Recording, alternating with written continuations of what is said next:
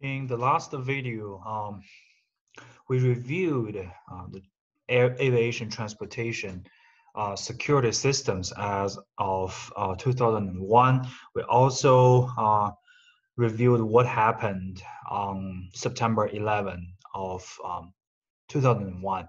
So in this video, we're going to discuss what had been changed um, after 9/11. Okay, so firstly, change of policies and administrations on aviation security after 9/11. Firstly, legislation, Aviation and Transportation Security Act, ATSA of 2001. So signed into law on Monday, November 19 of 2001. And this is the photo of President Bush signing the act. So you can see that ATSA was signed only 2 months after the attack. So you can see that this legislation was drafted and passed very fast. Okay, only several days, longer than 2 months.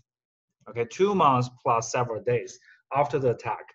So it was pretty fast, which means that at least U.S. government realized how important aviation transportation systems are after that tragic attack. So here I'm quoting CNN. Okay, CNN said that the legislation offers permanent and aggressive steps to improve the security of our airways.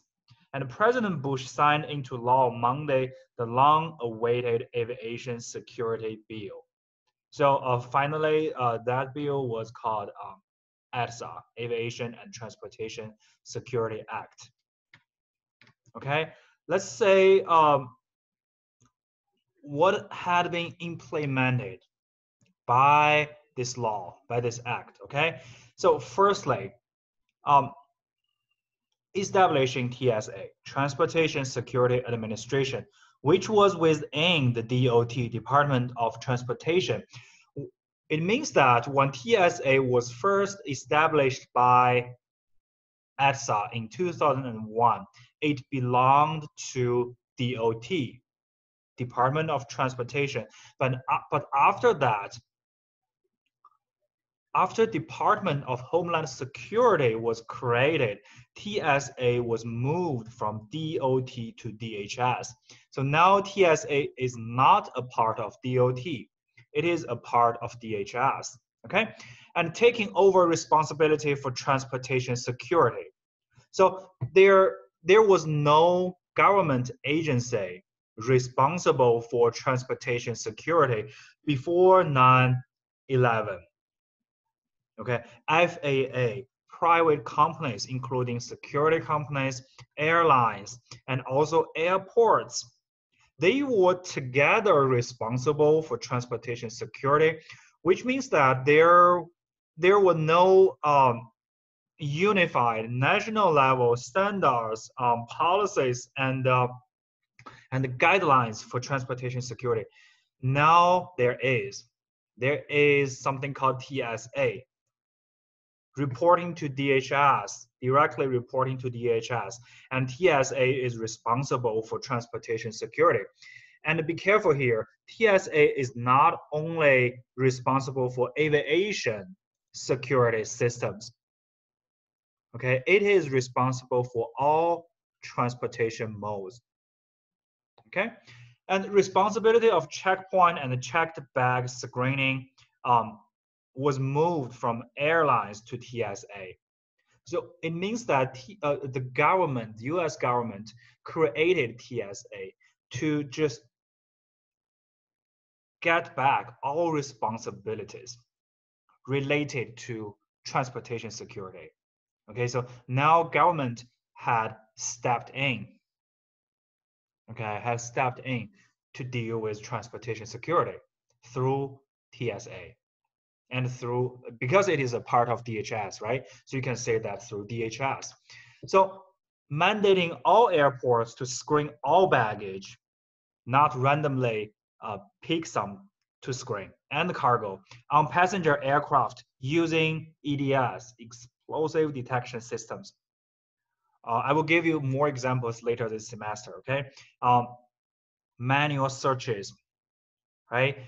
Explosive sniffing K9 units, or positive passenger bag reconciliation. And also expanding federal air marshal program, mandatory marshal development. I'm not sure if you remember, I mentioned that as of 2001, all air marshals, they were deployed on aircraft outside of US, or say that all those aircraft flying to US from foreign countries or flying to other countries from US, but no air marshal was deployed on domestic airplanes, civil airplanes within US.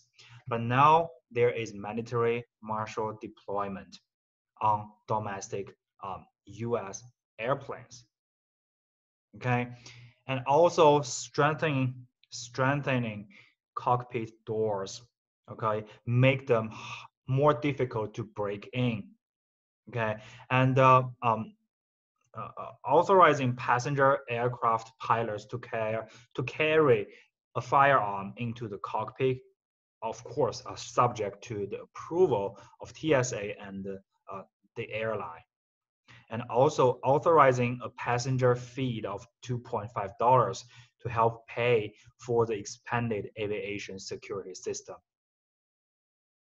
I'm not sure if you remember, but I also mentioned that transportation security system could be disruptive to transportation business, right? Because when you are trying to buy new explosive detection systems, when you are trying to employ more personnel to do back checking, a passenger examination,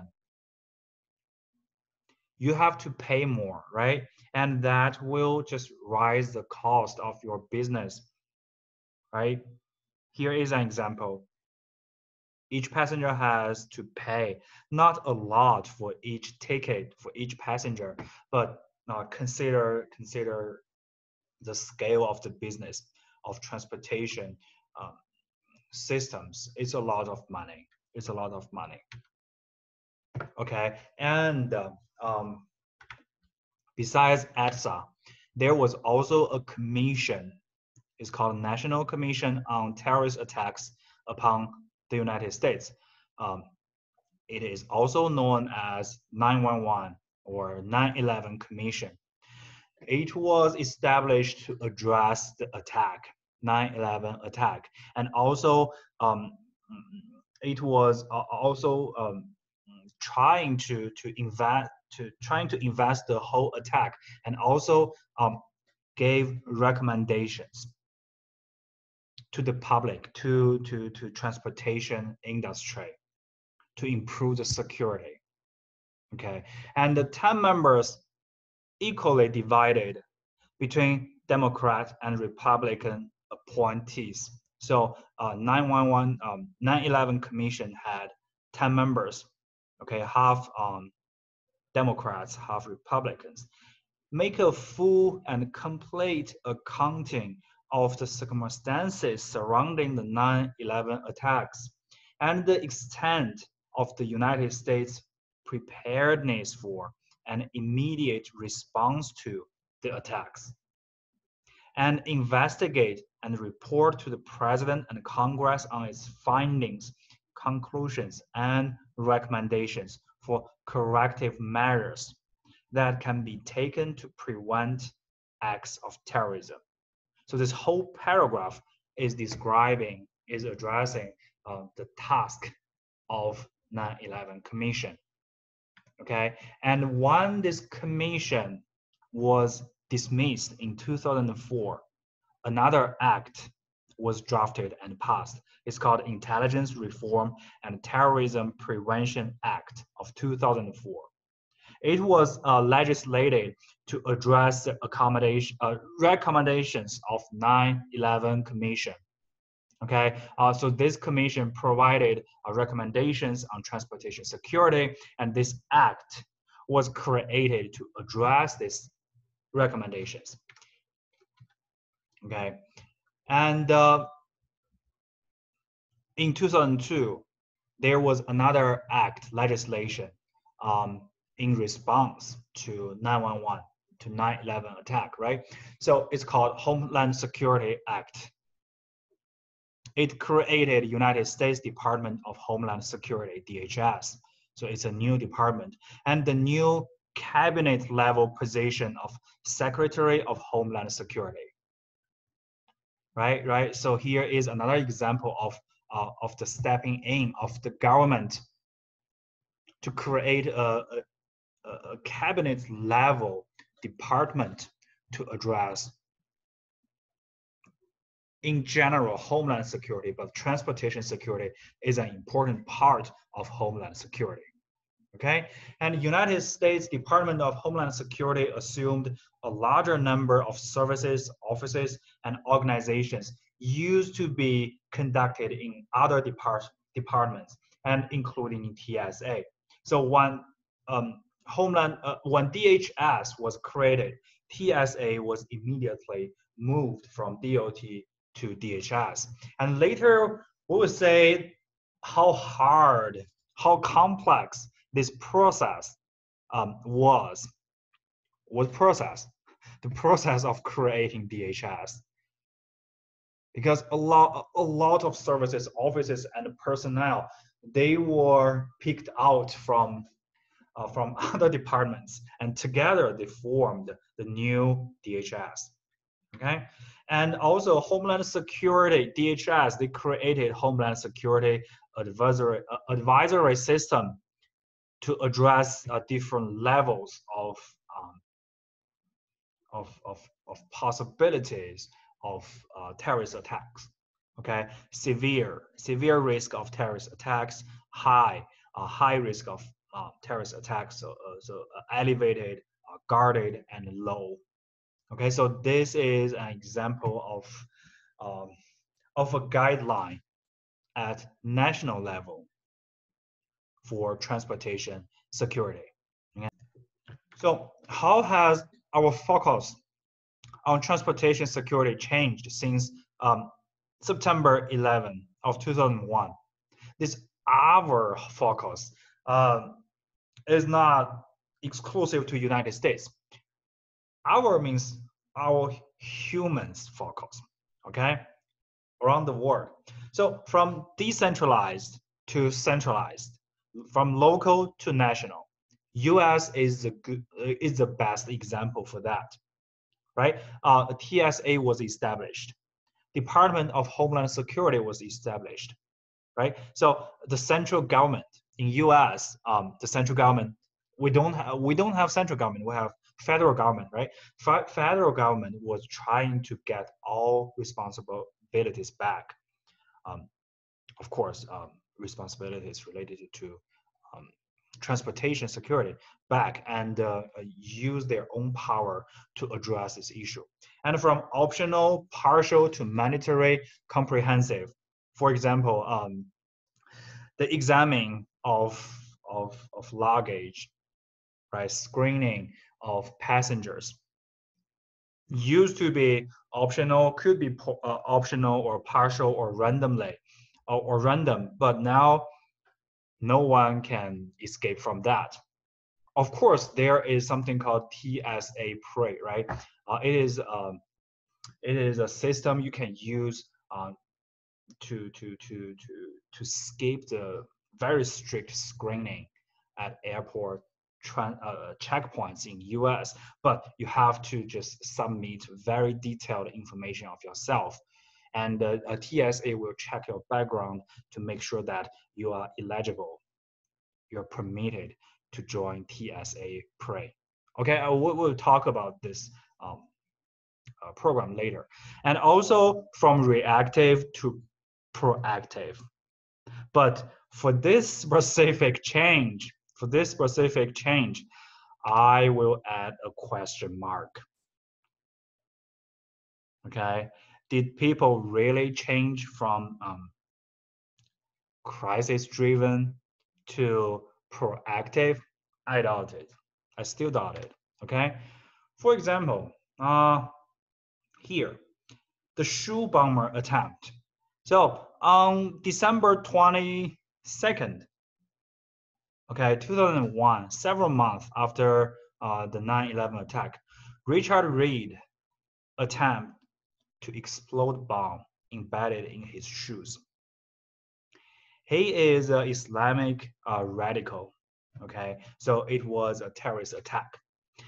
On American Airline 63 from Paris to Miami. Attempt thwarted by flight attendants and passengers.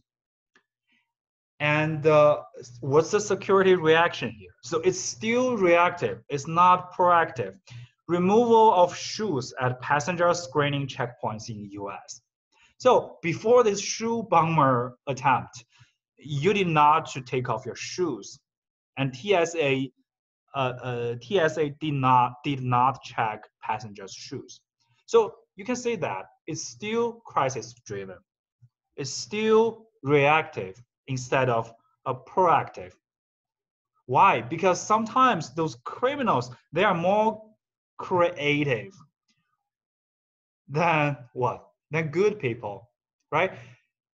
He found a way to hide explosives in shoes. And before him, nobody thought about that. So this is also another reason for people being reactive to transportation security measures, because a lot of people did not even think about the possible ways of attacking transportation systems. Of course, the more important reason is that people simply don't want to just use more resources for prevention until something happened. Okay, so here is an example. People were still, I think today, are still reactive. Okay, another example happened in Russia. So Chechen rebels blew up 2 aircraft in Russia. So this shoe bomber, it was only attempt, but this actually happened on August 24th, 2004, still after the 9/11, right? 2 aircraft blown up caused by Chechen rebels carrying explosives boarded aircraft in Moscow. So it was Moscow, okay? It's a capital and the biggest city in Russia. And terrorists carried explosives on board, okay? Killed 90 people. Okay, then reaction, again, reactive. Intensification of passenger screening in Russia, including manual pat-downs. It indicates that before this tragedy, there was barely manual pat-downs on passengers. Maybe for privacy, maybe some people feel that it's uncomfortable, it's privacy, but this could be the result. Okay, 2 aircraft blown up. So I need to mention this again. There is always this balance between privacy and security or safety, right? I mean, nobody likes to just to lose the privacy, to be violated, right? But when we're talking about public transportation systems, sometimes you have to sacrifice some privacy for safety, okay? And another example here, very famous one, the liquid bomb attempt in United Kingdom. Again, very creative criminal, okay? In 2006, a terrorist plot to detonate liquid explosives disguised as soft drink on board an airliner. So here is some figures showing you how this liquid bomb was built. Okay, so plot was discovered by British police, fortunately. Okay, nobody was hurt. So security reaction. This is the reason why you cannot bring drinks to on board. Okay, restriction of liquids carried onto passenger flights. So today, if you carry just a small bottle with liquid inside, if it is, I think it's 100 milliliter, right? If the volume is smaller than 100 milliliter, then I think you can bring it on board, but you have to drink it first. But if the bottle is larger than 100 milliliter, then you cannot do that. You cannot bring that bottle on board. You have to drop it before the checkpoint, right? I believe you all know that, as long as you have been in an airport before, right? So again, third example here, and the third example for security reaction of an attempt.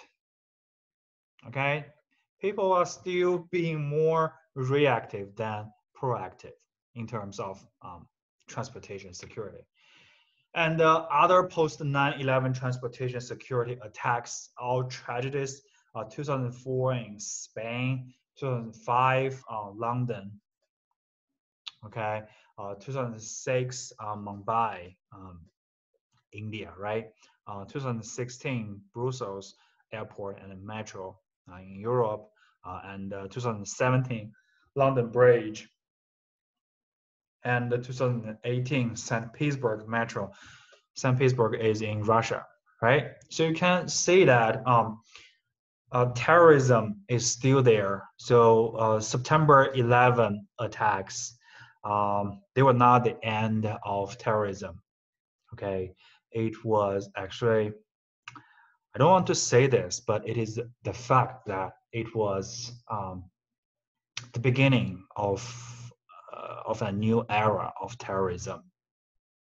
Because if you're looking at that terrorist attack from a perspective of terrorists, it was a good example, isn't it?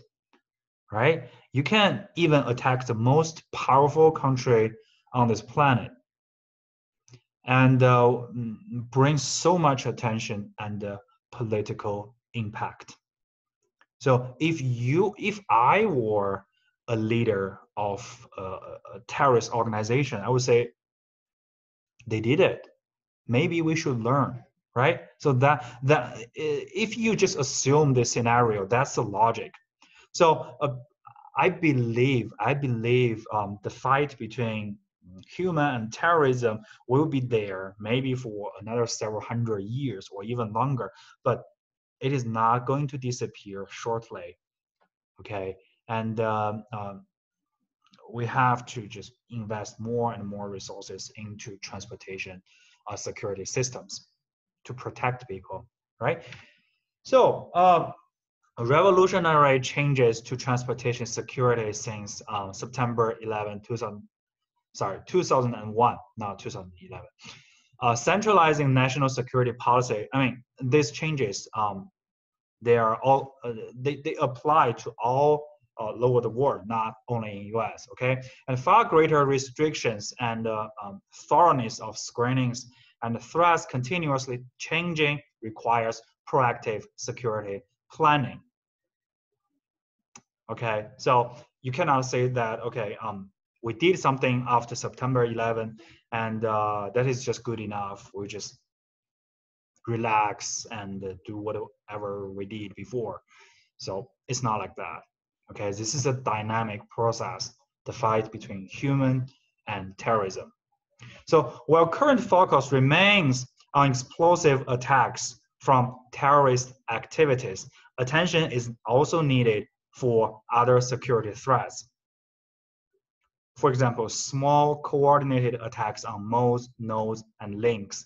All those attacks we have discussed, they were initiated by organizations, terrorist organizations, but sometimes there could be just lone wolves or normal criminals instead of terrorists. They could also carry out attacks on transportation systems.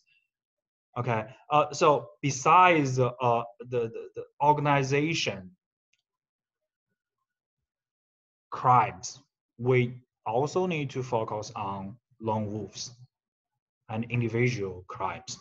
Okay, also cybersecurity on transportation systems is also important because today we rely too much on computers, which means that if you control, you're good at control or manipulate or hack into computer systems, you could bring damage to transportation systems. Okay, imagine that you can control traffic lights of Manhattan, all of them. You can paralyze the transportation system in a minute. Suddenly, all red lights become red, or red lights become green. What will happen? Imagine that. What if you can control the computers or servers who are responsible for the management of airplanes in the sky? What would that bring? Okay, what if you can control airport servers? Okay, and also there are lone shooters in less secure areas, right? All those terrorist attacks we discussed, they happened, or all those attempts, they were trying to do something when the airplane is in the sky to bring more clarity. But it's possible that these attacks could happen in less secure areas. For example, the checking in areas, right? Checkpoints, right? Or even areas for claiming your luggage. You can still find a lot of people in those areas. And some examples here. LAX shooting, so it happened in LAX is Los Angeles, is the airport for Los Angeles, right?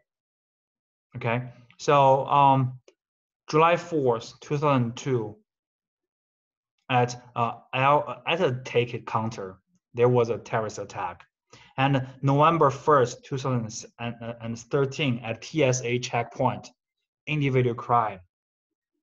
Okay, so this individual unorganized crimes should also draw our attention.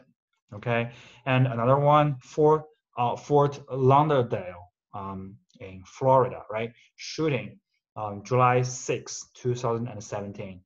So this is a shooter, okay? Killed 5 lone shooter with mental health issue. So it was not a terrorist attack and occurred in baggage claim area. Okay, so that's all I want to discuss about post September 11 U.S. transportation security. Also, we discussed changes of transportation security around the world. So you can say that 9/11 is a watershed. Okay, the whole world after that tragedy realized that transportation security, especially aviation transportation security, is crucial to the peace of the world, to people's life. Okay, but still, I personally think, okay, now we're still being reactive instead of proactive, or we're more reactive than proactive. Okay, and later in this semester, we will talk about the risks and roles in transportation systems, roles of different stakeholders in transportation systems. And we're also going to discuss the implementation of policies in transportation systems. Okay, so lecture 2 and lecture 3, you can consider them as summaries of world transportation security. Okay, before 9/11, before 9/11, and after 9/11. Okay, thank you very much. There were some typos in the slides, and I will just update them and upload the updated slides to Carmen. Okay, Thank you, and I will see you in the next lecture.